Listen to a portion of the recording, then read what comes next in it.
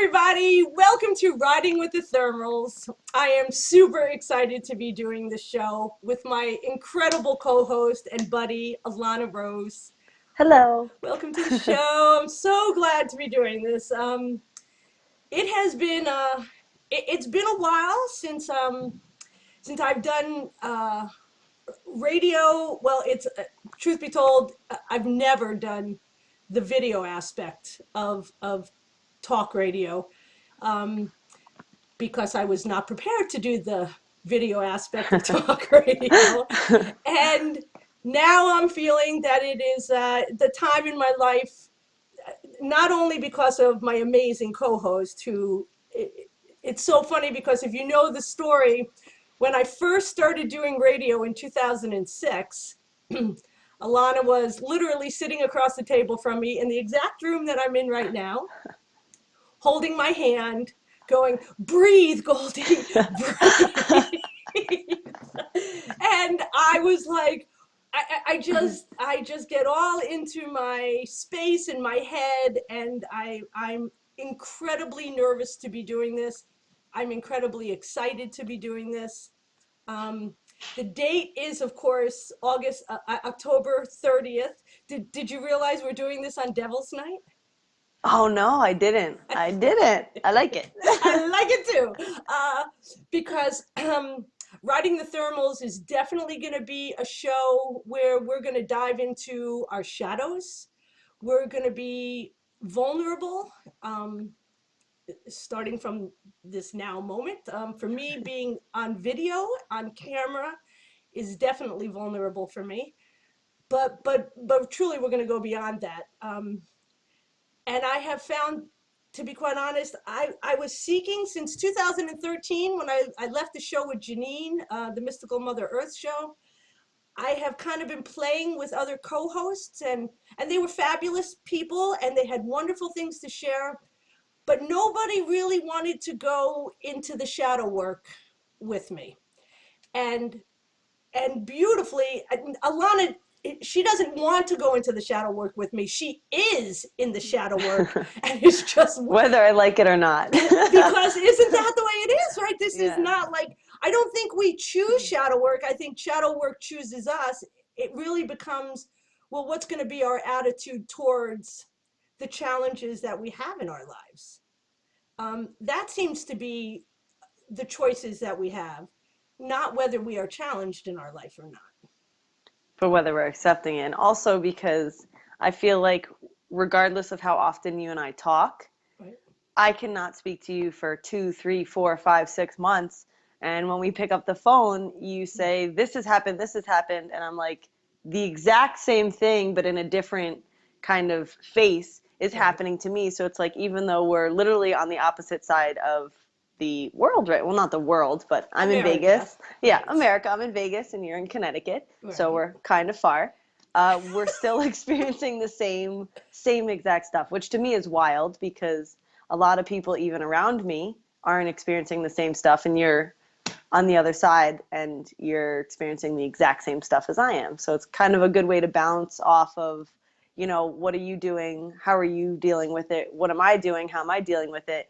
And just kind of to confirm, like, okay, I'm not crazy, or I'm not seeing things that aren't there, or I'm looking too far into things. I'm like, you always confirm, no, you're same track that I am. Like, we're Right. going through this basically together.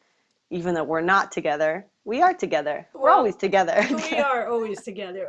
And just so the audience knows, I literally met Alana when she was 7 years old.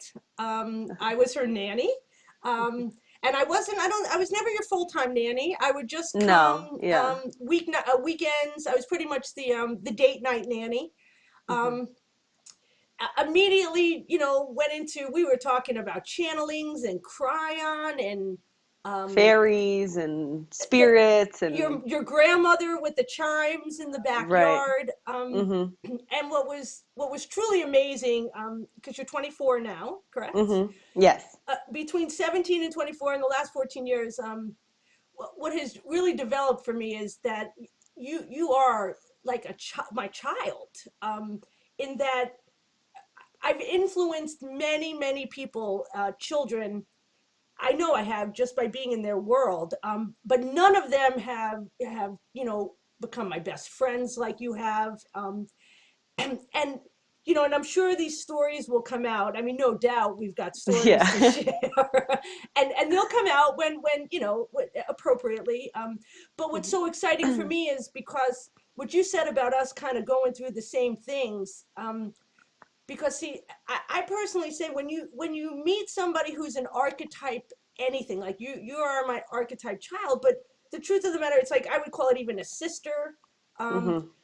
because the connection we have and the way you process your life, truly, like you said, when I call, there are times I call you up and I'm like, okay, I'm spinning, my head is just thoughts are coming at me from every direction. I'm looping in time. I'm saying something over, because it seems to me that what all of us should have in our life is somebody that can kind of interject with a level of awareness that we're presently at or thriving to be at. Hmm. Um, and it seems like we do that for each other. Because the fact that you're in Vegas, what's wonderful from my perspective is that Vegas is, a huge vortex. So as I'm quantumly entangled with you, and you're in this energy that is clearly spinning faster and more intense than Connecticut per se, Hmm. just from a vortexual point of view. In my connection with you, I pick up on the You get that, vortex. yeah. Yeah, it's It's like when like stuff's moving quick for me, it's whenever we talk, you're like, wow, stuff is moving quick for me too. Like, exactly, and that is, I mean, and that's the beauty I think of any relationship. If we have, for people listening to this, if you have relationships with friends that per se live in the mountains or live someplace that at some point you want to live there, it's like by quantumly entangling, and quantum entanglement is very simple. It is simply focused attention and awareness that whatever you focus your attention on, you're energetically you mix and blend together. That's I'm simply aware of it. And actually, as time goes on, I'll share more about that, but in a nutshell, I started coming to the realization that, okay, so quantum entanglement is like science. That's a science term for it. hmm. Psychology's term for it is empathic. Right. It's more relatable for people. Like, Okay, right. And now they there's understand what that is. exactly, but and then shamanic terminology for that is shape shifting. Oh, it is? Yeah. Wow. Well, because energetically, when you are quantumly entangled with something, you are taking on the attributes of that something. Because Oh, and so I'm realizing that at different times um, of my life, sometimes empathy is where I need to kind of figure things out, and sometimes quantum entanglement is where I need to figure things out. Because I have learned that um, depending on what the scenario is for me, all three of those levels will be different answers per se, almost contradicting at times, yeah. that allow me to kind of find a piece, PEACE, of the situation that I'm going through. Right. Because initially, I think anybody who's super sensitive empathically will share that, growing up and no one told me that I was empathic and quantumly entangling. So I'm taking on literally my family's energies. And blessed be, I did not grow up in an alcoholic or a drug addict family, but we were whack jobs nonetheless. I mean, You are not immune. I was not immune. No, no, no. And the dynamic of my family, which the toxicity of my family is all we have twisted views on sexuality. So that was always and still to this day part of the challenge of who I am, which of course really flows into like relationships for me when I Hmm. start focusing my attention on a significant other, and at the moment I don't have one. it, it can be very confusing, but I've learned I mean, it's only taken me 50 years. Well, thank goodness I've learned Yeah, that, right. well, because I learned from basically from pain and trauma and heartache. Quantum entanglement is a natural experience that I believe all of us go through on some level. The level of awareness we have is what I believe might vary. Right. And in quantum entanglement, there is also the ability to pull your energy back out, Yeah. consciously pull out. And it's so funny because and I have a term called blackout, Hmm. which is essentially when I have mixed and mingled with somebody's energy. And at this point in my life, if I'm feeling their energy, what ends up usually happening is people compartmentalize certain traumas in their life that they don't want to deal with. And I respect that. But when I'm quantumly entangled with somebody, I tend to have access to those compartments. And Mm. and it's not just access mentally. I am feeling what they have compartmentalized. Their stress, their trauma, their fears, their sadness. You're Exactly. like, this isn't me. What is this? Like when it's Well, almost like it's taking, you feel them more than you feel your own self. I can feel it because it becomes different in my life. Like the last person I was quantumly entangled with, I felt a lot of fear. I felt literally paranoia fear. Hmm. Now, I won't say that that's not me. I was a drug addict for 12 years. I know paranoia, Hmm. and which is why I recognized the paranoia when it was in me. But the truth of the matter is, I'm not a drug addict today, and so I was clear that I was like, okay, this is not mine. And inevitably I went, okay, I don't want, I don't choose to experience this right now. Right. And what's so interesting is in most of my relationships, even just friendships, they're always intense. And you I'm sure can speak on this. I'm intense. I'm Right. intense, and not because it's not a choice. I simply experience people and experience energies intensely, and so I kind of report that and reflect that back in my Hmm. questions and in my intentions and what I want to talk about. And so, it's like when I pulled out of that last relationship, my friend was like, "What did I do? What did I do?" And it was like, what's so interesting is what I find is I tend to ask questions of people, and like any kind of quantum entanglement, any kind of empathic entanglement, any kind of shape shifting entanglement, there's always a mutual gift sharing. Now, there's also a mutual shadow sharing. You can't have one without the other. So there's shadows being shared, there's gifts being shared. Right. I'm very aware of both. I don't need to push the shadows away and only want the gifts, because I have found most of the time, and again, you'll speak on this. Shadows are the gifts when you move Yeah. through them. I mean, Right. it's the juice of it. Hmm. But this is what I find. I tend to find that I can get the gift out of the person, but very rarely who I'm entangled with wants the gift from me, which is the gift I have is the awareness of the shadow gift, not the Right. gift, but the shadow gift. Right. That there's something there to be taken from what seems like a bad scenario or a bad traumatic experience. You always, from me, you always, if I go through something that's traumatic or upsetting or just makes me kind of tense, whenever I talk to you about it, you always have me kind of step back a little bit. Nice, And you're like, yes. okay, what are you actually focusing on here? Are you focusing on something specific? Like, let's look at the big picture here. Like, why is this Exactly. happening for you? I mean, for me, I always have issues of control because that was my whole family. It was control, control, control, control, control. And all I wanted to do was break out and say, no, don't control me.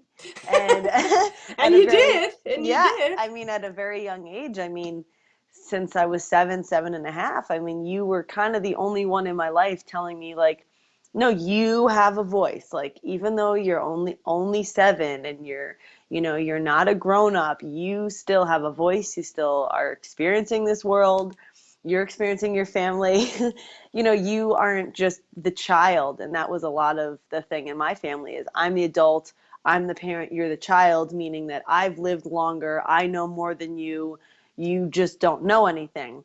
But as I came to find out through you is I No, was no, not only like I was not only like an old soul, but I was growing up much faster than I think people my age were at 7 and 8 years old, no, no from doubt. just my family dynamics to knowing you. I mean, just knowing you helped me kind of put into words what was going on around me and the relationships that I would have with my friends, with my family, and that struggle of control. I mean, I'm still not free of it. I mean, I think that's always going to be something that's in my life. That's going to be my kind of, not my kryptonite, but that's going to be my hardest struggle. Cause Right. I like to kind of be the peacemaker. As you know, I want everyone to be happy.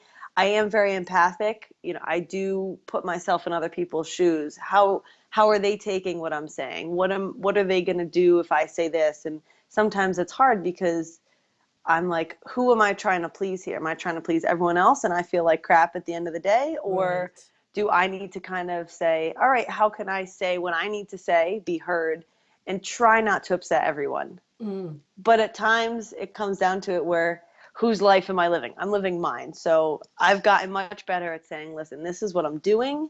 It's going to make me happy, or it's not making me happy, which is why I'm doing this. okay. And honestly, the reason I'm living in Vegas right now, 9 months ago, I was living back in Connecticut, Hmm. and I just felt like a hamster on a wheel, and I just felt bored, and I felt not challenged, and I felt like I didn't, when something needs to move, you're like, oh, something's got to change, whether it's a job, a Exactly. relationship, a friendship, where you're living, what you're doing, whether you're passionate or not. And I wasn't feeling passionate. I was like, man, I just got to do something. And I Yeah. remember when I first talked to you, and I was like, I really need to move. Like, I need to get out of here. I need to get out of this energy. Just something is feeling stagnant. And you're like, go for it. I was like, my family is like, I was afraid to tell my family, like, hey, I want to move. And out of all places I want to move, it's to Las Vegas, Right. Sin City. Like, Yeah. they don't want their little girl to move there. But the way I said it to them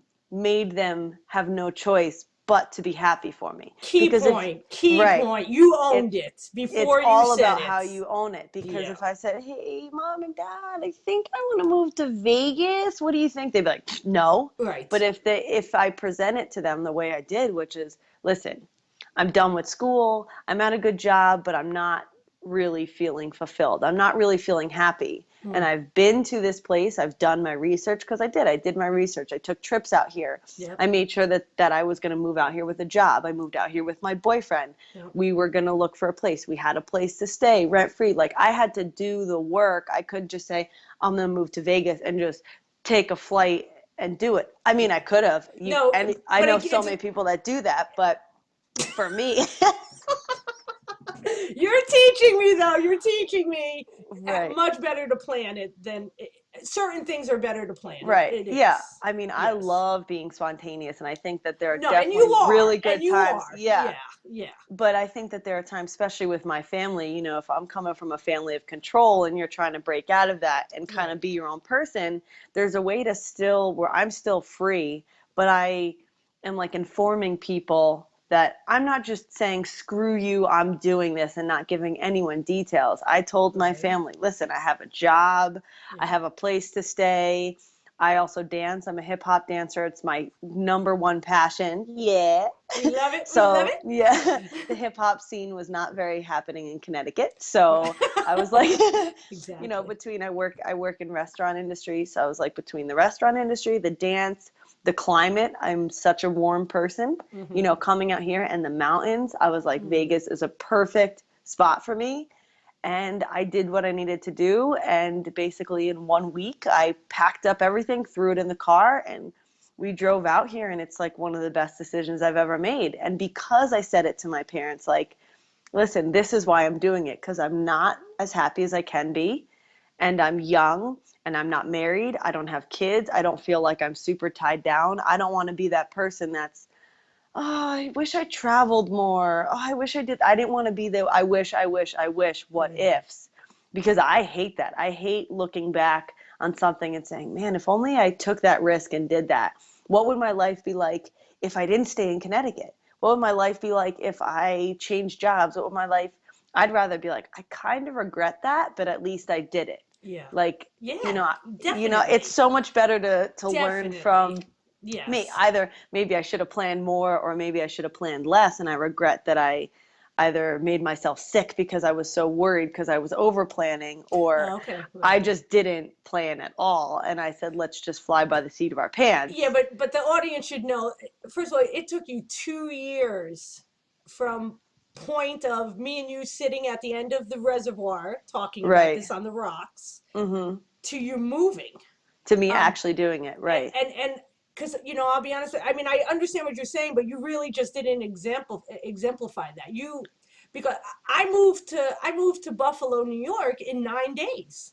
I Right. mean, from point of conception to point of me actually moving was 9 days. And eight Right. months later, I came home with my tail between my legs. And again, I mean, that was the way I needed to do things. Because I'll be honest with you, and the truth of the matter is, I was running away from something, and Mm-hmm. inevitably you have to come back and face whatever you're running away from, and Mm-hmm. whether it's symbolic or actual, like I had to face my dad. um, Mm. that's what I was running away from, because I had left after my mom died, and blah blah blah blah. We can talk about that later. Because I want it, Yeah. because you are the one showing me that, if I'm going to make a move of this significance, it's really not about spontaneity. Right. It is about, you had all the bases covered. You had a job, you had, a good partner to be doing it with, you had a place to live. I mean, you taught me and are still to this day teaching me the art of timing. And Timing is everything. timing, well, and here's what I know though. See, we live in a world of polarity. Now, so what the polar opposite of timing would be somewhat spontaneous. I mean, Right. on some levels. So Mm-hmm. timing is everything, and spontaneity is everything, because Right. you don't want to be only about the timing, even though the kind of timing we're talking about, it really is, it can show up spontaneously. In other words, you're waiting to get the job, you're waiting to get the job. The minute you get the job, act. You know, Right. pack the bags and go. Don't go, because the first job you kind of came into is not the ideal job. It's Right. the job that Transition. it's a transition job. It, Transition. it Mm-hmm. gets you out there. So Mm-hmm. so there's still the birthing of timing is still at play here, and your willingness to, you're so beautifully humble, in that, you're not looking for, the super amazing experience out of the gate. um, Mm-hmm. it's a progression of first of all, just Little steps. little steps, even though being out there is super amazing, there's no Right. doubt. I mean, for me, every time I ever moved in my life, and I've only done it a few times, always felt like a new chapter, and it was always just rich with potential, a newness. It was such a creative time for me to move, and I've always come back to my parents, which is, that's my journey.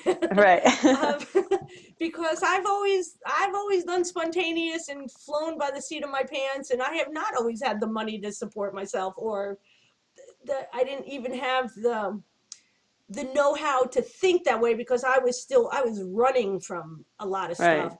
And You're I like can a boomerang child. I was Like a a boomer. boomerang child. Go out, you see everything, and then you come back. It's so true. Well, and of course, ultimately, my father's 81, and his health is challenged right now, and I really sense that, when he passes, and there's no coming home to my mom already passed, and when, because it's so Hmm. funny. I mean, like I've had the hit of I'll be an orphan. Really? I'm actually, like, Wow. well, because they played such a dynamic role. Like you said, Right. I'm a boomerang child. Right. They When were I still there. Even when you went out, you know that they're still there. Exactly. Like, And I could always come home and, get grounded, make my home base here, and I super appreciate that. And I'm also looking forward to kind of that tether. not being there, Right. forcing me to just, kind of grow in another area. I know when my Yeah. mom died, we were speaking earlier about shadow work. So when my mom first died, it was the darkest night of the soul for me ever. And I've been involved with crack cocaine and significant drugs and sexual craziness. Nothing took me down on to my knees in fear, in anxiety and stress when my mom died. And the beauty of it was, I can look back at it now, which was 15 years ago. There was an alchemy going on, that what was dying was a aspect of me that was very childlike. I mean, I definitely have child qualities to me, but since my mother's death, the level of my confidence in myself. Oh, we Sorry. lost. Oh, okay. No, I'm back. I just got to plug in my phone. Keep Okay. going. Sorry. Okay. So the level of, I lost that. I stand behind my mother. She holds back the world and basically protects me from anything the world was coming at me. It was like you had to go through my mother first, Right. and I appreciated that. But boy, when that sentinel wasn't there after she died, Mhm. I felt the vulnerability was just off the hook, because I think that's what most people are afraid of, is the vulnerability of any kind of change. And this is what shadow work really teaches us, that it's the vulnerability is. I was 35 years old when my mom passed, and the truth of the matter is, it was an organic time for me to mature in the way that I did, because just like being 50 is an organic time for me to mature in doing the show with video. And I Mhm. I get it. To some people that is just no big thing, but Right. but to me it's a very big thing. It's a vulnerability to me. And I love these challenges. And again, I think if you do it with the organic timing, but because I see a lot of the new agers trying to push things before they're actually, Ready for it. yeah. And then, it kind of, you kind of trip and fall and nothing really gets changed, and except maybe you get a little disappointed and then go, I'm not even going to try again. It's like, no, you know don't give up. I would say, see, because what most people do is they focus more on the manifestation of what they're creating instead of the Mhm. template from which they're creating it from.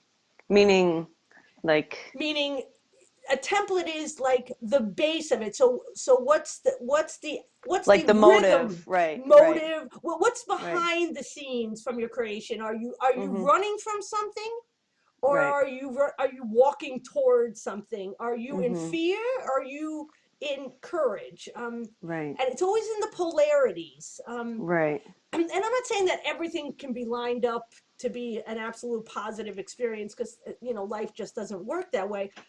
But when you learn the templates of life, you can, in my humble opinion, you have a much stronger hold, that if the wind starts blowing and you do have some challenges, you're not necessarily going to be blown off course, lost completely, have to start from scratch. And Mhm. I say this, from all sorts of situations where I got hooked up with, and all of them, with people from the radio show, you know, putting stuff in my head, telling me we're gonna be gazillionaires. Yeah, and You- you're just stuck on that. You were like, this is the only way that I'm ever going to be successful. Because in your mind at that time, the only it was. thought of you, of your version of success at that time, was being heard. That was like your number one, because you wanted your message and your ideas out there. And I'm still there. I mean, It's but still yeah, there. I yeah, mean, you always want to be heard and I to do. share, Yes, not in like a, not in an egotistical way of my ideas are better than yours, but that you like to share, because to me, with people that I know, it's not the norm, you know, water cooler talk. It's right. always going to be about the deeper stuff, the stuff that means you Well, know, but see, that's today's where we're at, because the truth is, right. in 2006, I was all about, The money. positive energy moving forward so I can line my pockets. Right. Well, and of course, and Right. the irony was, I was basically bamboozled out of $20,000. Um, and it was investment money. It was people invested in me. I invested in a poor investment. You were one of my investors, and Mhm. and to this day, I've always said everybody will get their money back. Mhm. When I have 100 grand to pass out to everybody, Right. which I thoroughly expect that will happen in my lifetime. But the point of the matter was, it was my focus was truly, I mean, coming out of the gate, the message was definitely tainted in the ego. Mhm. Because there was no talk of shadow work. Even though, do you remember the time we're driving home from Rhode Island? We had done the show, and we Uh-huh. had we had kind of just talked about we talked it up about something we did from a shadow works point of view, like, oh yeah, we got this. I don't remember the actual topic that we were talking. I just know we were Mhm. talking like, and there was a black cloud. Huge. I was gonna say, I was like, you talk, I mean, it was literally like the sky was just gray and black.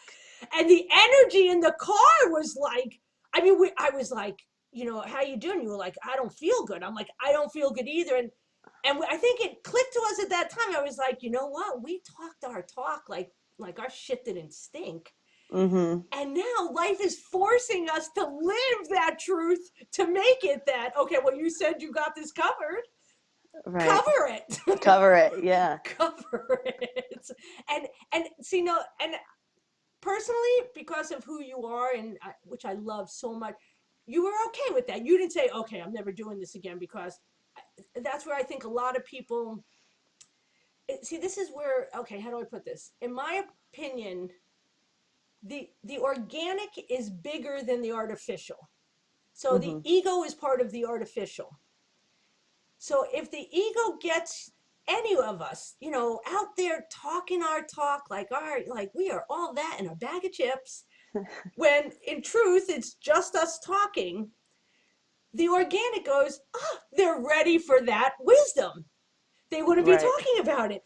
But Right. but but getting to the space where you're talking about that from experience, and you're holding the space, and you can stay composed in an intensified experience, or a fearful experience, because you know a lot of people are like, they want to talk through their, the the the way they're going to get there is all, through the mind, Mhm. through whether meditating, mantras, um and I appreciate that stuff if you enjoy that stuff, but in my humble opinion, unless you're living it, your cells are living, not just it's like you got to go through the shadows through your cells, and then that's halfway, and then the other half is you've got to learn to literally control, not control, bad word, accept that frequency that's going through your cells, whether it's impatience, or all the polar opposites of the virtue: impatience, disrespect, um, self-loathing, fear, all the stuff that makes us insecure. And because what shadow work has kind of taught me is that is really, the shadow work is about, you sit with those energies, and you don't distract yourself, and you don't deny and say, I'm fine. You don't compartmentalize them. Mhm. And or you try not to, at least, because we Mhm. all compartmentalize them. I mean, this is the I whole, rationalize. is that I don't, I okay? rationalize. Something can be bad, but I'll kind of give a reason why it's not bad, or I'll kind of rationalize with myself to make it not Okay. as bad as it is. So that's another thing Well, is but I don't deny it, but I'm like, it's not that bad, or well, I but don't have to that's deal like with it now. Yeah. oh, okay. Well, because and then ultimately, what happens is, because he, until the body, well, this is my take on it. I truly don't know if this is quote unquote the way it works for everybody. I know it works that way for me, and I know it works that way for you because we work together with this. Where it's like a trigger. If we look at triggers, Triggers are something outside of us triggers an uncomfortable experience, whether it's an emotion, a memory, a feeling, whatever. Um, Now, once the trigger does that, the trigger's job is done. Thank you very much, because it has to come into conscious awareness, because it's been compartmentalized into subconscious where I don't know it's there. That's why I put it there. Right. Now, once it comes up, the whole point of it coming up is because it is now at the point where I'm at the point, I am now clear and strong enough and confident enough in myself that I can go, I can sit here and feel this trigger. Now, but here's the key, but no story around it. Mm. So, because the story is, I believe, what really whacks people out and makes them not want to try and do the shadow work, because the feeling's going to feel like I'm not good enough, I'm not strong enough, I'm not pretty enough, I'm not smart enough, I'm not fill in the blank. Right. But that happened to us mostly, and this could be other lifetimes. I'm not aware of it if it is, but a lot of this stuff happened to us when we were kids, when we did not really have the type of power, at least not in our culture, um, that we have as adults, where we can make the choice to live 1,500 miles away. I mean, your parents can be controlling if they're 1,500 miles away. It's Right. okay. Like, okay, Right. I'm on that, dad. Click. Yeah. you know Right. there's a difference going on, but until you integrate that piece, which is literally giving that emotion or that feeling time to be expressed as it is, without changing it, not trying to convince it to go to the light. It's a dark experience because that's what we pushed away to begin with, because we didn't want to feel a dark experience.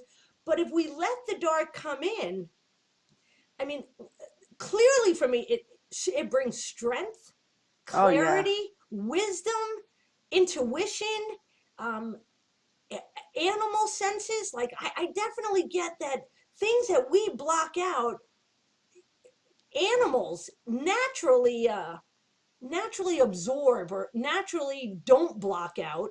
And that's why you can drop a dog, like, 500 miles away from their house, and without reading, the signs on the Merritt Parkway, it knows how to get home, Right. because there are senses that go along with these emotions. And I haven't mapped them per se.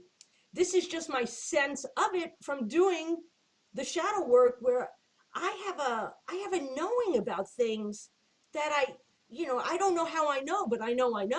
And Hmm. I, I'm good just knowing. It, because I personally find that a lot of people will just lie to my face.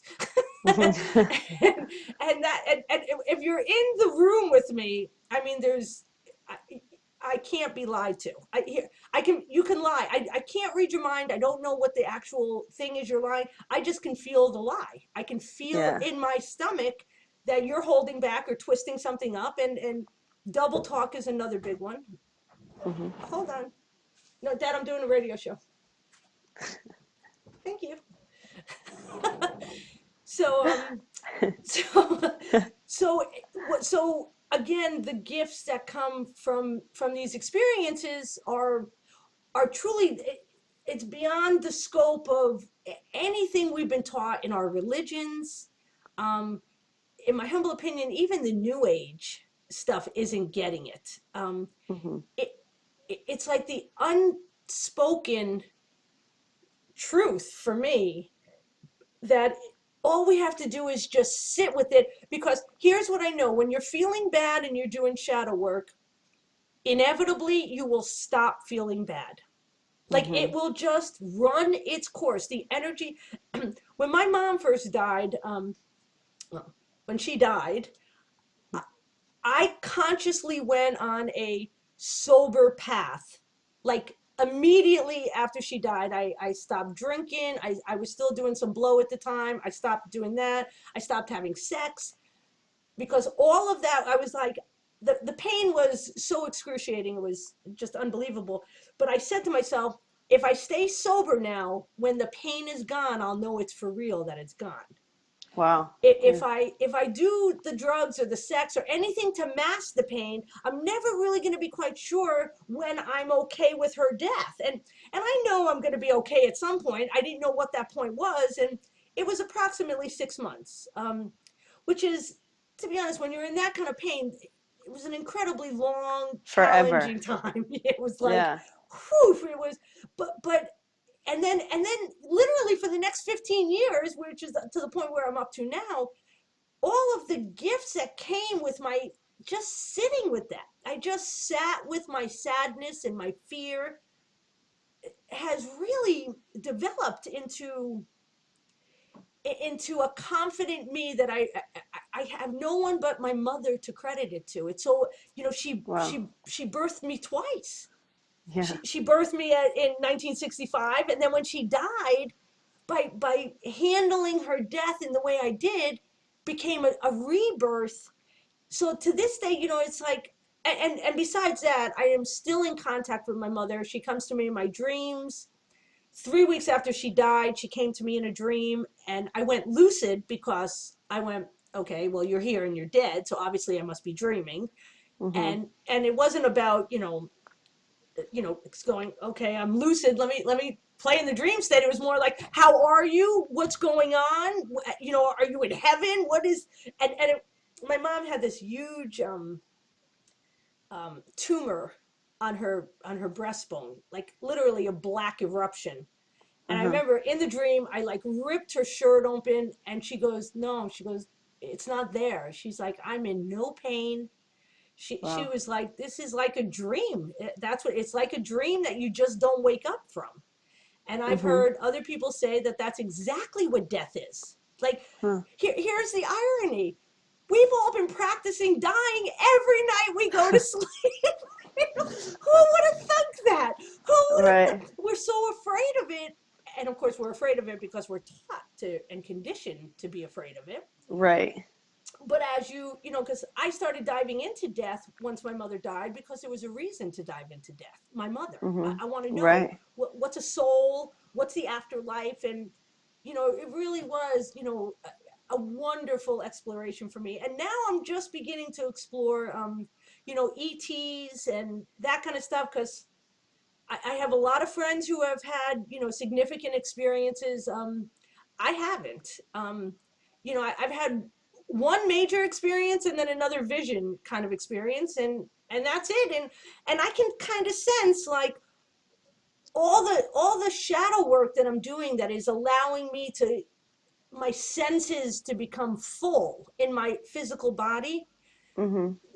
are going to come into play as I explore multidimensional beings and extraterrestrial beings and things of that nature, which from a timing point of view, I feel like that's my preparation. That because I used to say I don't know how to play with multidimensional beings. I can't see them. I don't have that Right. sight. So if I can't see you, I'm not going into any kind of anything. I'm not going into a relationship with you. I'm not going into battle with you. I mean, you'll kick my ass, and then shit, spit me out because I can't see you. So what?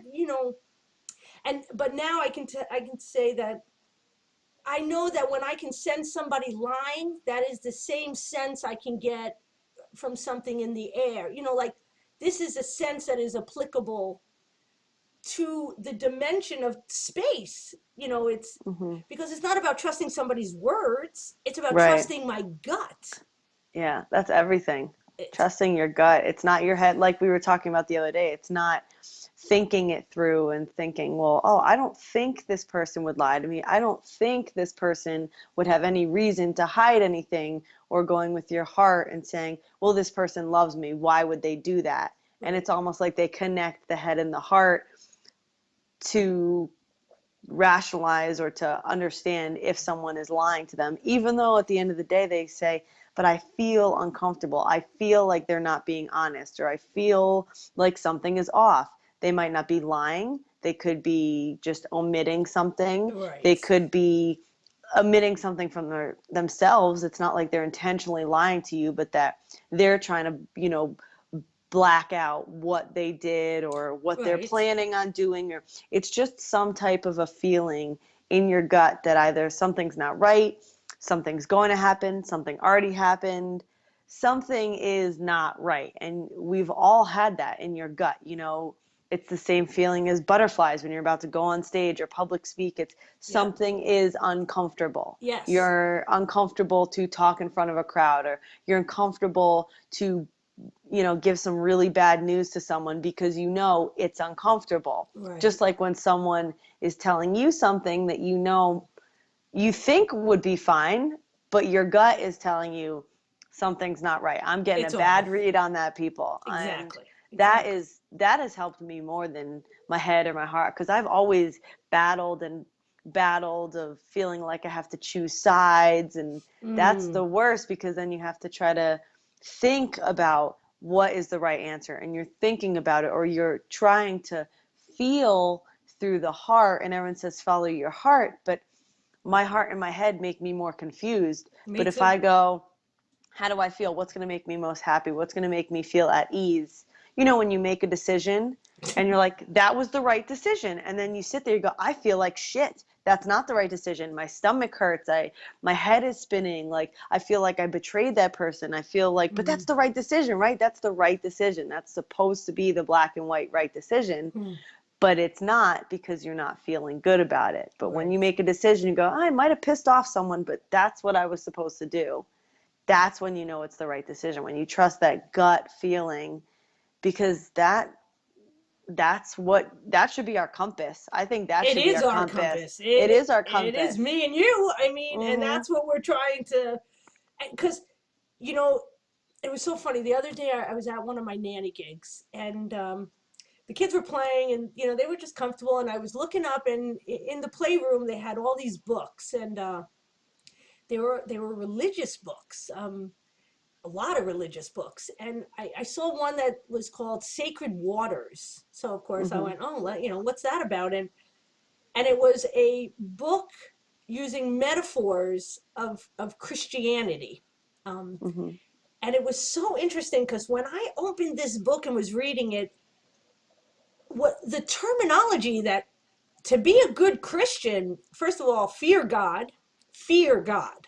Mhm. I'm like, really? Wow, they tell you you're a good Christian, you should fear God. Oh. Um, it is all about service to others. It is not about you feeling good. It is you feel good if they feel good. Mm.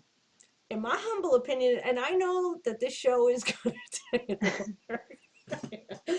I tend to piss people off. It's just what I do. Uh-huh. It's not my intention. It's just what I do because there is a lot about Christians that being a good Christian that are fits my template as well. But Christians you do nothing for self. Everything is for others. And in my humble opinion, in my knowingness, that is giving your power away. And I know people pleasers up the yin yang who do this and are literally Ooh, falling sorry. apart. Whoa! Woo! No, Took you but on a little trip. no, and I'm Oops. serious though because I have seen too many people pleasers not feeling fulfilled. And Mhm. and I have found that when you wait, yeah, there you go, you a little cookie. Sorry. There you There we go. go. When you fulfill yourself and then you help others, Mhm. you don't need their thanks. You really don't need. You've given to them what to give them. You don't need, because see, this is all about reading energy. That's another huge thing I want to talk about on the show all the time. It's going to get repetitive. I don't care because Mhm. it needs to become repetitive. We need to understand life from the energetic perspective, Mhm. which means it's not like you were saying, the gut works from the energetic perspective. That's why when someone's lying to me, to be honest, I feel it in my gut. I mean, it's so funny because people are like, do we have any superpowers? I have a superpower, and what's the show?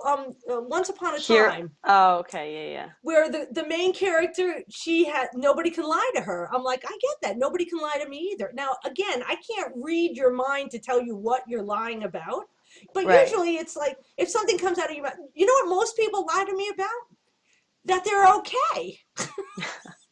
That sounds Yeah. crazy, but they're like, I'm okay, and I'm like, no, you're not. No, you're not. Everything in your energy is telling me, You're not okay. yeah, because my stomach is taking twists and turns right now, and it's taking twists and turns because your energy is twisting and turning because you're Hmm. saying that you're okay when you're not, and You're really not. Yeah. it's just a fear of being able, a fear of the vulnerability to say either I'm afraid or I'm lost, I don't know, and I'm and hurt. Yeah. whatever it is, even believe it or not, even some people are, they can't even say they're angry. you know the Yeah. the whole Which is conditioning. supposed to be the easiest. It's supposed to, because anger is like the first level. It's easier to be pissed off than it is to be Pissed sad, on. hurt, betrayed. Yeah. Exactly. Exactly. No, but see, and this shows the level of conditioning that has gone on, that it really comes down to it is, are you willing to become the captain of your own vessel? Mm, Because I think I don't think, I know, when we interpret life energetically, you'll make decisions, like you were saying, that you wouldn't make based on the conditioning mm, of your childhood coming into adulthood, or right. even your age. It doesn't matter. I mean, any childhood to any adulthood, because the system conditions us to be sheeple, to lemmings. Everybody, they're all jumping off the cliff, Follow. follow the cliff Hmm. and jump off it. And critical thinking and authenticity, you have to be willing to upset people, and you don't Hmm. do it on purpose, but you start becoming aware that being authentic pisses off a lot of people. I mean, Yeah. it does, because I think energetically they know they're not, and it's pissing them off that you are. And They're so, just going with whatever they're supposed to. And like, I always feel like I'm like a salmon swimming upstream. Everyone's like, go this way. And I'm like, nope, that's not the way I'm going. Like, this is the way I'm supposed to go. And exactly. Well, because people, and because I don't know if it's my influence. I tend to believe it is, and I love that, yeah. because I mean, in my humble opinion, where you are today at a level of awareness and consciousness, I mean, I didn't get there until I was in my 40s, and even my 30s, and I did a whole lot of sex, drugs, and rock and roll in between. And I'm so glad that I mean, if you had to do that, I would support you. Um, Right. I'm super glad you don't have to do that, simply because, like, I get to kind of witness through you as what a child you would do, because isn't that what you would want for your children? That, it's so funny. A lot of parents are like, that when I nanny for them, they'll go, I want my kids to have, a better life than I did. And I'm like, I can totally appreciate that.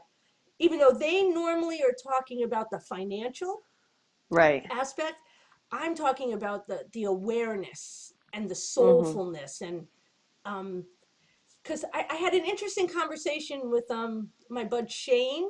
I was telling you, the Ruiner blog guy. Oh, yes, yes, yes. And one of the points that, I mean, there were lots of points, because at some point, we're definitely going to have him as, to join us in this little, in our Yes. conversations. Yes. But we were talking about how, the key to all of this is learning how to be human. Mm. It's like everybody's trying to be not human, out of their body, um, into the galactic, um, getting off the planet, and not everybody. I tend to use extremes. Please forgive me. I get it. It's not Yeah. everybody. It's not. Right. But the irony, of course, is that all the beauty, all the mysticalness, all the juice of miracles, um, synchronicities. Um, and by the way, just so you know, I have omitted the term magic from my vocabulary. I used to say all the time, I'm looking for the magical life. Energetics have taught me magic is equated to black magic. And it's Mm. as simple as that. White magic is black magic is black magic. So I asked, myself in the forest one day, okay, so what is it I'm looking for? What if it's not magic? What is it? And Mother Earth basically goes, it's beauty. Mm. And and see, I feel beauty. Like in the Matrix world, beauty has become what does it look like? Right. That's not beauty, that's magic distorted. Mhm. Beauty is how you feel. and Yeah. and the forest, you look at a forest, which how many, forests are messy. There's death and decay Yeah. everywhere. There's new Right. growth. There's Right. a tree falls down, nothing moves it just Right. becomes, it either becomes part of a new environment for an animal or whatever, or it just inevitably comes back into the soil. And what I've actually seen on some videos saying that trees, when they know before they're going to die, and I think even the ones that get cut down, which I believe do know, they Mhm. actually have a surge of nutrients that they put through their roots to feed all the seedlings around their own tree that they have indeed birthed from their, whatever seed it is dropping Wow. around. Yeah, so like they have What? a knowingness to Mhm. support life after it's gone from its own essence, and what it can share and give. And because I say, if it can do that, I know when I go into the forest as an essence knows that I'm in the forest, because the beauty I feel is the forest going, welcome, we love you, you're Mhm. welcome here. And I go in, you know twisted and aggravated and frustrated, and within minutes the forest just encompasses my energy. It's in my breath, it's in my cells, it's in my essence. And I'm just chilling like a bad girl going, life is good. I don't care what's going on out there. Right. I'm because I really believe that homeostasis is an important space. We come back to homeostasis, then you can go off and get whacked, but if you come back, it becomes wisdom. The whack doesn't just whack you. Right. It You can can be, see through it too. You can see yeah, what what the real trigger is, or if you're mad yes, about something, you go into the forest, you're relaxed, and then you come out and you're like, wow, I didn't need to worry about this, or exactly. It this isn't even the clarifies problem. everything. Yeah, it clarifies Yes, everything. everything, Everything. everything. And it's like, because for the moment, I'm not saying there aren't amazing good people on this planet. I mean, obviously with I have you, and I have a handful of people, and then I have another outer circle that, the truth is, people come and go in my life. I'm completely okay with that. They tend to not be okay with it, but I'm okay with it. Right. And it's like, but I find that for true clarity, look to the elements, Mm. because they're consistently supportive of my being. I've never had a tree betray me. Right. Yeah. Water doesn't, when I go in and float in my tent, Hmm. it's becoming, it's truly, I'm now in, like, I guess, July, August, September, October. I'm now 3 months essentially of pretty much, 5 times a week. I float 5 times a week. And as soon as I get in there, I'm just streams of awareness. And it's not a right or wrong thinking. Hmm. It's perspective awareness of whether it's my ability to understand where another was coming from, or like most people think the duality, right and wrong, up and down, but there's Hmm. also left and right, and diagonal, and Hmm. inverted, and, like, truly infinite amount of perspectives. And when as I get comfortable, I realize that in every perspective it makes sense why something happened that has nothing to do with it me being a victim. Right. I mean, that's not even remote. It just makes sense on how things kind of grow and move, and how everything kind of supports everything. Mhm. Life itself. That's what I've been connecting with lately. And it's funny because when I was doing the Mystical Mother Earth show, I was still, in the forest, no doubt, but living with Scott was so, I had to be on point with Scott. It was all about shadow work because I'm realizing today Scott was essentially artificial intelligence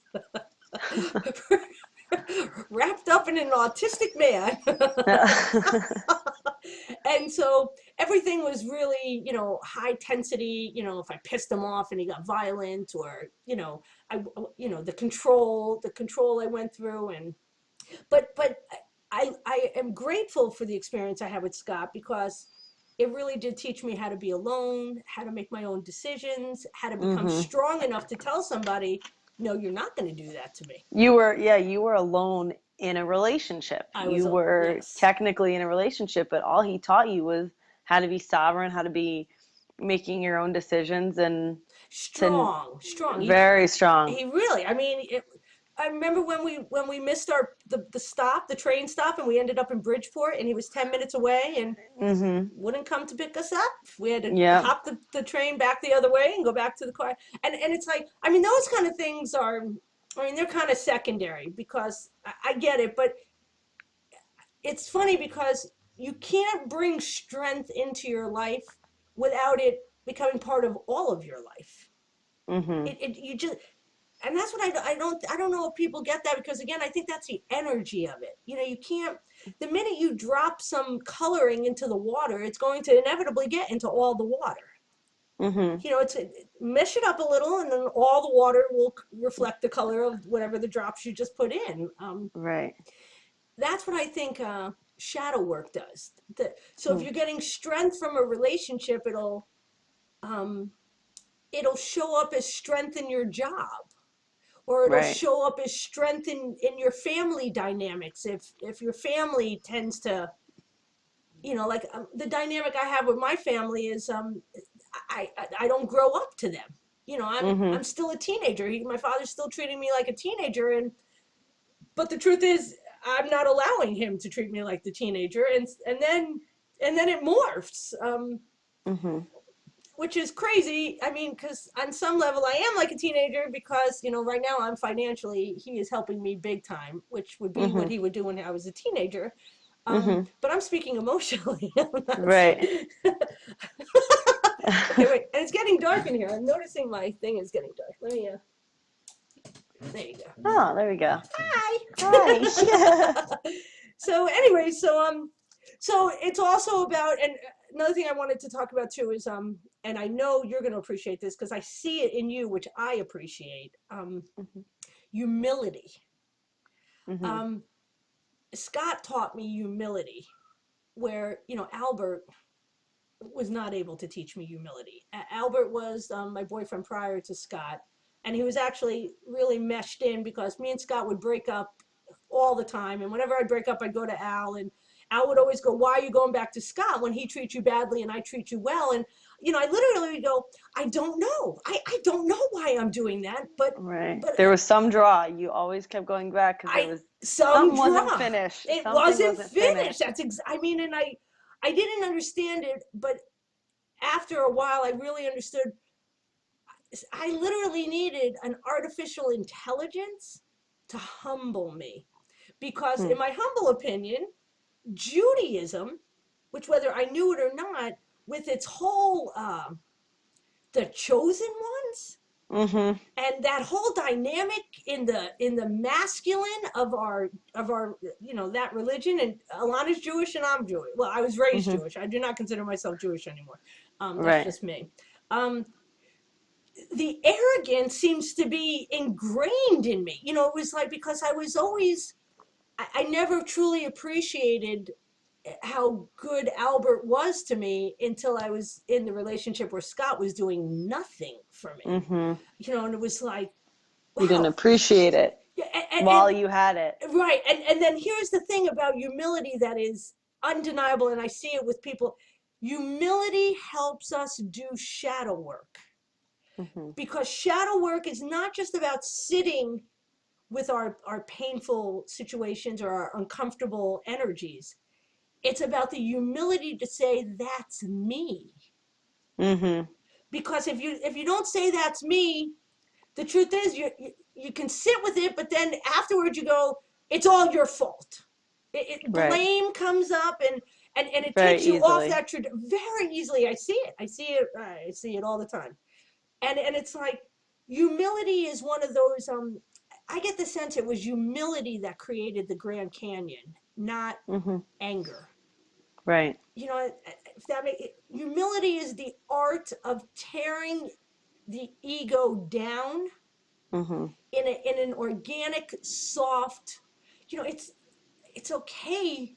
It's okay to have bad behaviors when we are literally born into a world that is upside down, inside out, completely completely controlled by a reptilian force that basically we've taken on their qualities, and all their qualities are self-serving and, you know, dark and parasitical, and, suck energy off of this and deceive that, and, it's all the darkness. How could you not be dark in a world that is run by psychopaths? I mean, Mhm. that's psychopathic to think you're not going to be a part of that. Mhm. Or delusional, anyways. Maybe not Right. psychopathic, but delusional. Delusional. And the humility is when you can say, okay, because I know I'm a bitch, and I know that I'm harsh with people. And it was funny, one day I got the visual. I've got hawk in me, right? I mean, clearly. Well, you know how a lot of times hawk kill their prey? They rip their heads off and eat their guts. Uh. I know. I saw that. I read that and I went, oh, okay, I have seen me rip people's heads off, Heads off. and yeah, I mean, like, I can do that like that. But I'm learning that, okay, but I don't want to do that. That is part of my conditioning, and Mhm. and the strength to not do it is the same strength that will be applied in the perseverance of timing, Mhm. and where you just keep putting your best foot forward, just keep putting your best foot forward. It's a process. It's a process. That's to me what like being humble is being humble means I don't have it figured out. I Okay, don't know right on. the end result. I just know that this is where I am right now. Yep. And that's why I feel that I'm humble, because I don't ever say I know exactly what this means. I know exactly where I'm going, because I still don't know what I'm going to be when I grow up. So Right on, babe. that keeps me humble, because I Right. don't know where I'm headed. So if I become egotistical, that puts up a big wall for me to get to where I'm going. And it's going to Mm, delay that process. If I just am like, kind of surrender, I'm here now, and this is what I'm doing, and this is what I'm focusing on. right on. Then if I don't want to focus on whatever I'm focusing on, I may be focusing on a job. And in 2 weeks, I might be like, I'm focusing too much on a job and I need to focus more on my passion. And Mm, then I'm going to say, okay, well, this is me. Now I need to focus on my passion. It's just kind of taking it one day by day and step by step, saying, I don't know what's going to happen next, but I know I'm going to be okay. right. So I'll figure it out. And you Right just on. have to be kind of confident in yourself that you'll get through it, whatever it is. I mean, you got through your mother's passing when, Exactly. like you said, all you were doing was putting stuff on you to mask that pain. And you actually had the clarity, which honestly shocks me, that in all the drugs and all the stuff that you I were doing to know. masturbate, to say, oh, wait, let me not have this in the hardest time where most I people do would it. go deeper into it and say, give me more stuff so I don't feel the My pain. brother. You, That's what my brother did. yeah, he Yeah, did. He just got worse. he And you did. had the clarity to say, let me know when this pain is actually done. I think that's super humble, because Oh, right on. you weren't saying, listen, I got this, I'm really not feeling bad, because that's what, if you're masking it and numbing yourself, that ego of I'm fine Yeah. is not going to let you become the person that you are now. And clearly, I mean, that's huge to be able to say, listen, I'm just ready to be here and be vulnerable and feel what I'm feeling. That's humility in a nutshell. It's just Right, be where you are, right on. accept it. Don't judge yourself. Don't say, I'm less than because I'm not successful or I don't have X amount of dollars in my bank account or I'm not with this guy. Like, you're not supposed to be with that guy. You're not supposed to Right, have that money now because you're not ready for it, because you're right. not even able to accept where you are right now. So if you can't accept where you Exactly. are, how are you going to be able to take on what you think you're supposed to have right now? You Beautifully just have to stated. be where you are and say, this is where I am. I mean, screw you if you don't think it's good enough, because I think it's good enough. Right on. Because when I'm going to be a millionaire, I'll be ready for it. Or I'm not Exactly. meant to be that. It's No, not you're about meant to be it, pleasing other but people. that's exactly right. Because it almost seems like we have to embody the space Hmm. and then it becomes. So if you're always going out, projecting into the future, which was me. I mean, worriers, not Uh huh. warriors, worrier Warriors. people who worry, which are projecting themselves into the future. Hmm. People who live in the past usually are regretting. Everything's a regret. Right. So either way, if you somebody said in one of these actually it was a great roundtable I heard today that all fear is related to time, Hmm. and that because if we're just here now, because like something hit me recently when I was in the tent that right now we live in a very dark time on the whole planet. I mean, the whole planet is in darkness.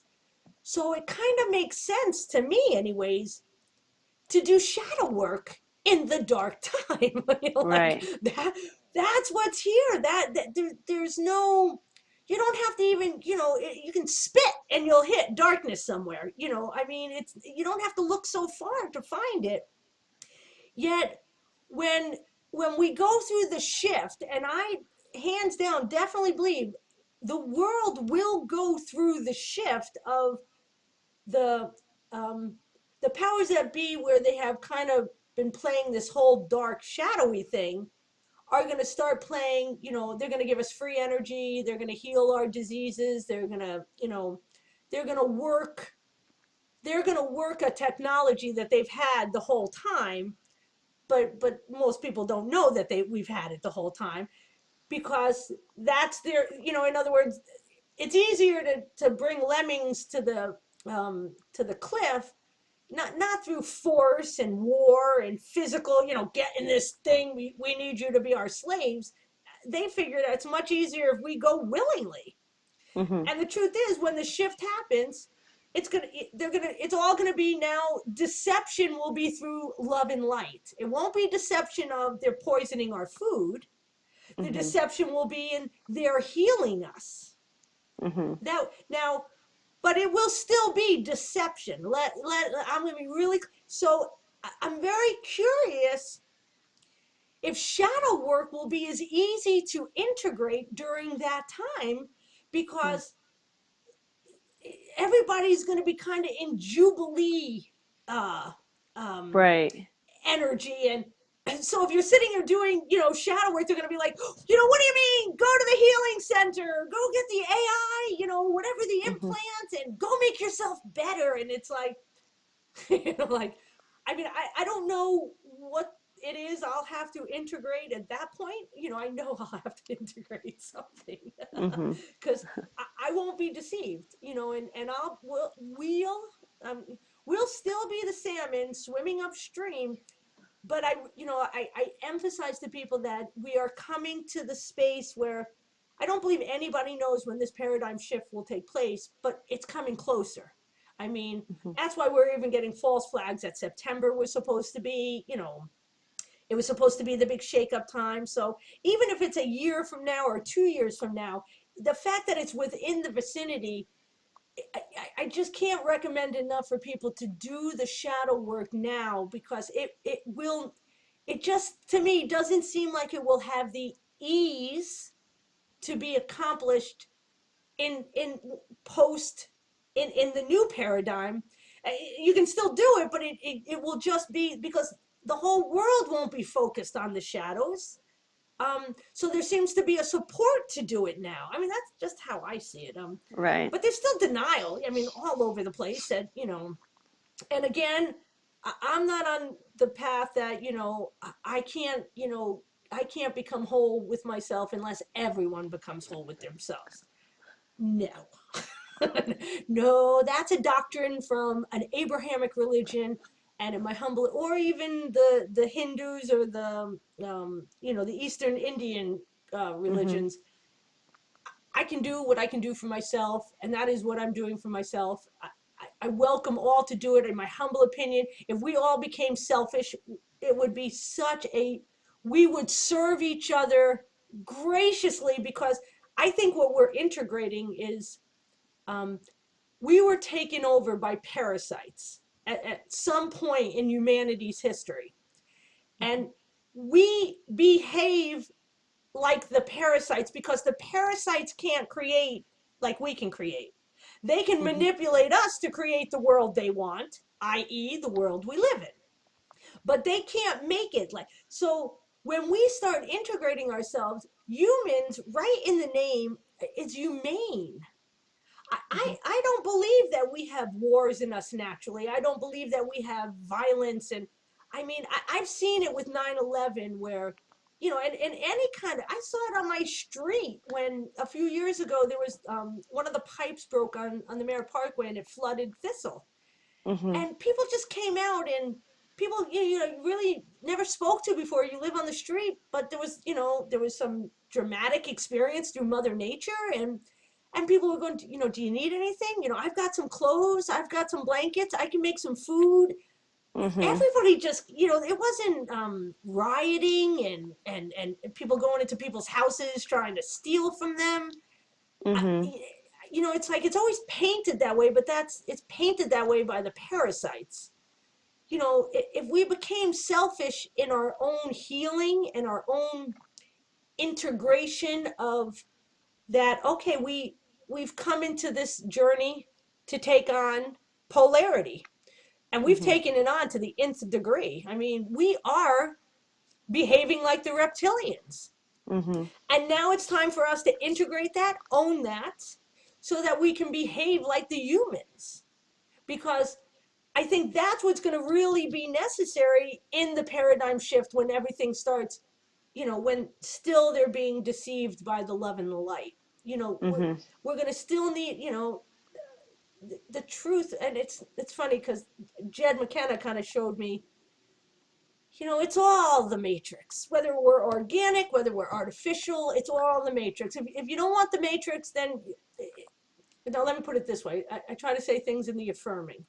The matrix is helping us experience life from an individual point of view, Mhm. because in truth, we are just consciousness.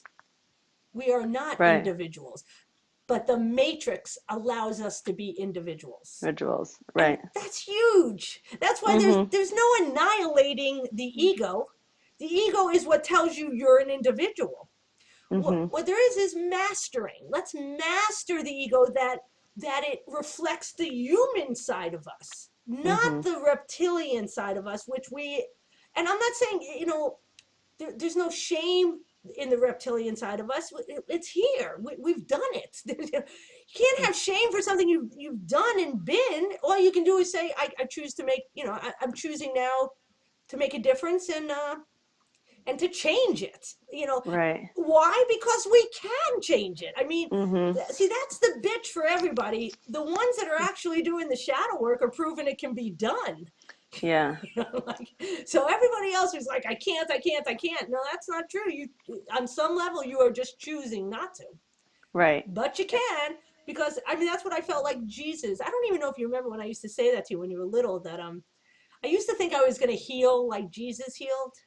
Mhm. Just touching people, Right. and people used to say that's pretty lofty. What makes you think you can do that? It's like, well, because if he can do it, why can't I do it? Mm. I mean, that I just always had that knowing, if one being does it, that period, now it can be done. It's It been can be done. done. Right. It's not impossible. It's the template. See, Mhm. and that's what I run in. I run through templates. Right. Um, And I'm not looking to quote unquote heal the world anymore. The world doesn't want to be healed. I am looking to assist anybody who does want to become whole and Mhm. integrated Mhm. and move through this period of time in a space of confidence as opposed to because again it's not, confidence is not about removing fear. Mhm. Confidence is about acknowledging there's going to be fear involved, but with confidence you'll do what you need to do anyways. Anyways, just move through it You anyways. just move Yeah. through it as opposed to being the deer in the headlights going, I can't move. Mhm. That's when fear has you by the balls. Right. Confidence goes, I've jumped off many a cliff. I've never died, or I've always made it okay. And you can be humble and not know how you're going to be okay or how it's. But there's like a critical point in all of people's fears where you make a choice. Am I going to make the decision to leave the relationship? Am I going to make a decision to stay in the relationship? You Mhm. know, because there's no one answer. It's not what's right and what's wrong. It's just per situation. You It's know what's that right now. it's Yeah. what's right now exactly, Mhm. and because for many moons it fit for me to be in my relationship with Scott and Robert, who by the way we're going to have him on the show as well. Mhm. I'm excited about that. Um, Robert helped me in my astrology report. He was basically like, you're just done with something. And, Mhm. and when the time came, it was like, okay, I'm done. Mhm. And you And knew it and you felt it. I did. And of course, what supported that was I had a holographic kinetics session, which I didn't plan for, which disintegrated a contract between me, Scott, my mom, and his mom. Mhm. And so, see, now I never knew that. I didn't even know we had a contract. Who would have known these? Mhm. Those are from other lifetimes. I can't read that stuff. Not yet, anyways. Maybe I'll never be Right. able to. I don't know. But intuitively, I got that done where the contract was disintegrated. And for the first time in my life, when I left his house the night I left, I could feel it in my gut. I went, I'm not being pulled back. Mm. And I went, okay, this is different. This Yeah. is different. And now there was still a process of, I'm still learning to let go of him. I don't know. I just joined the Westport Y, which Mhm. is 5 minutes from my house. It's literally at exit 41. The Merit, and I know you guys don't know what that is, but Alana does. Yeah. But so when I was going to the Y this whole time, I was passing his house every time I went, and so Mhm. there was definitely, and I was like, a couple of times it's like, are you gonna stop? And I was like, no, no, no, no, Yeah. and like the battle was, I was like, just put the pedal to the metal and And drive, go. Goldie. Yes. Yes, this is okay, but it's not okay to open the door. You cannot Mhm. open the door, and now that I'm at the Y in Westport, it's like, okay, I really, I'm like, I'm okay because I don't even need to know what's going on in his house anymore, Mhm. because I needed that time though, Mhm. because energetically, first he was out of my consciousness, and I can feel him. He's leaving my subconsciousness. He's leaving. He was truly entangled in like almost like my spinal fluid. Like Mhm. he was deep in me. I never. It was an AI thing. I know it. I know it. And Mhm. you know, I'm now on farmers.com look, looking for a farmer. Oh, that's awesome. I know, I love it. I'm like, give me somebody earthy. And Yeah. Jay was like, I was like, when am I going to meet an earth guy? And Jay goes, there must be farmers, and they're farmers and cowboys. They're so Uh-huh. cute. That's so funny. Yes, but they're earth. But then of course, the truth is, I don't think I can do farmer. I mean, they kill their animals, and Yeah. but there's a lot of people on there that are just like they're hobby farmers. So Mhm. they're not, because I can't really do. I'm going to become a vegetarian. I know I'm going to become a vegetarian. Because as the Yeah. energetics I'm becoming aware of, just how much suffering goes on within the whole industry of the animals that Yeah. and it's not about just ingesting it. It's about, if I buy the meat, I support that industry, and that's what Yeah. I can't do. I just can't do that. Which ironically, if you go to farmers, you can buy a cow that's treated well, and there's no antibiotics, there's no Mhm. bullshit in it. And then when they're slaughtered, you get the meat, and I'm like, but I wouldn't want to live on the place that does it. and, Right, and the yeah. and the truth is, I don't even need I'm living off of greens and fruits and candy. I still have candy in my Yes. life. Oh, I do too. I have a crazy sweet tooth. I have a crazy sweet share. Yeah. Yeah. I will cheers you on that from now on, because Yes. obviously we Yes. have that together. So, Yes. but yeah, yeah, no, these are major awesome topics, Alana. They are, and I'm excited because I think that we have so much more to still cover in our next shows, and it's like Exactly. we don't write down a script. It's not like we're not making a TV show where we have to say, all right, at one point, Alana and Goldie have to get into a fight, and how are they going to make up, and how are they going to do this, and what if the show gets canceled? Who's going to die? It's like we just get to do whatever we want to do, and I like that. I love it, babe. And doing it with you, I know I have tried on many, many co-hosts, and bless them all, but none of them were you. I mean, Yeah. this this is where Oh, I want to be.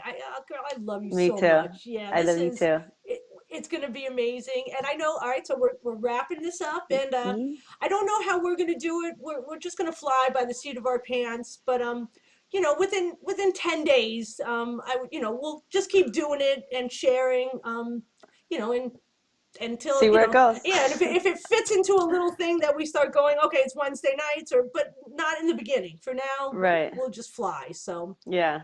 yeah, but it's also Yeah. amazing. I love being like this with you. Seeing you and talking Yeah, with it's you. awesome. It's It's really awesome. cool. It's awesome. It's awesome.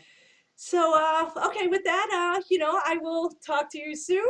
And even though, don't go, I'm just going to stop the recording, then we'll figure out Right. everything. But Perfect. yeah, so everybody will talk to you soon. And Thanks for listening. yes, thanks for Yeah. listening, and take care. Okay. Bye. Bye bye.